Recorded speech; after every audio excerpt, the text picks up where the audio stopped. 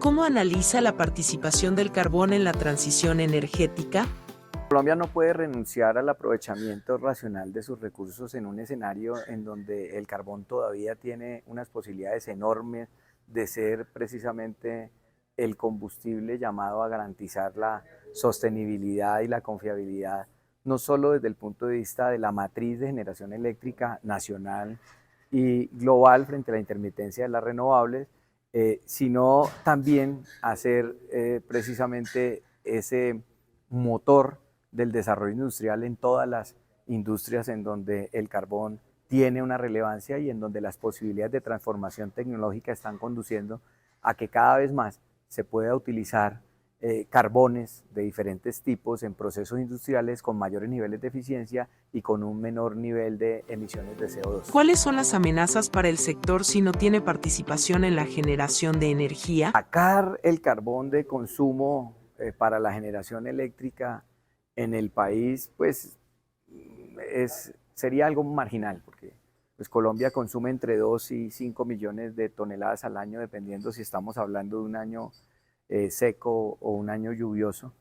y en volumen es marginal. Pero detrás de esas 5 millones de toneladas estamos hablando de más de 800 títulos mineros de carbón térmico del interior del país, de pequeña minería, que sustenta toda una base de una cultura, una tradición minera en los departamentos de Cundinamarca, Boyacá, Santander, Norte de Santander, Antioquia,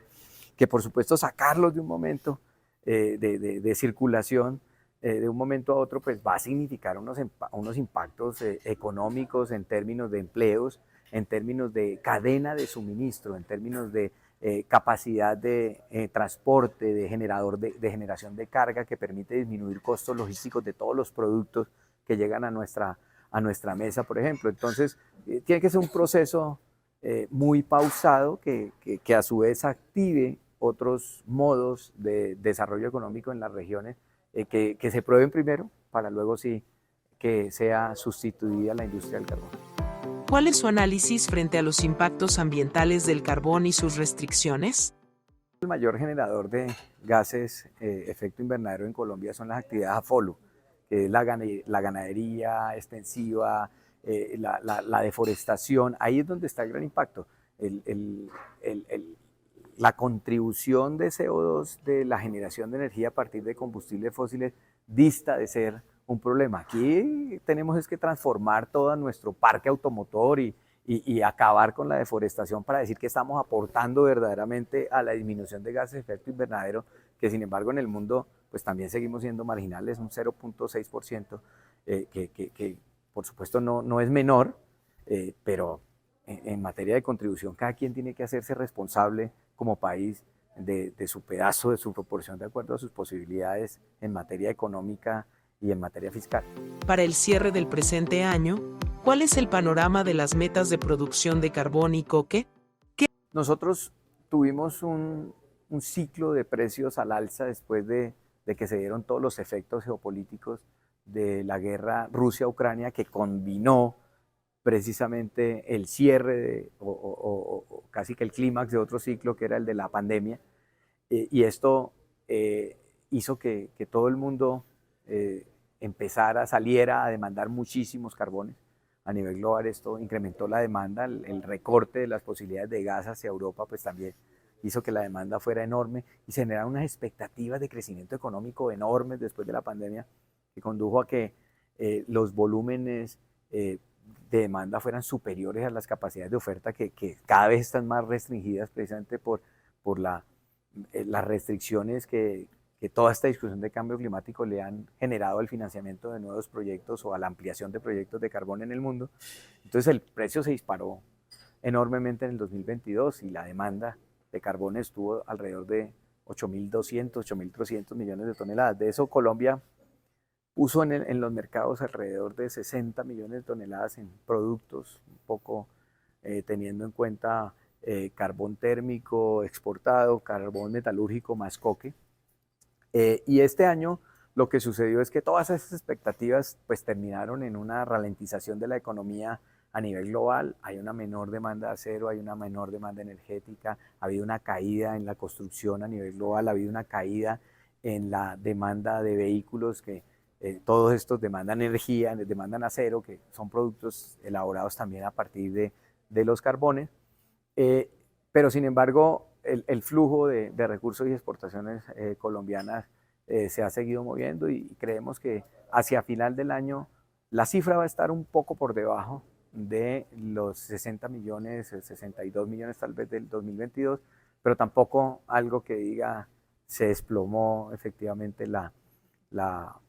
el consumo, la demanda de carbones térmicos exportables. El año pasado por los precios se exportaron un volumen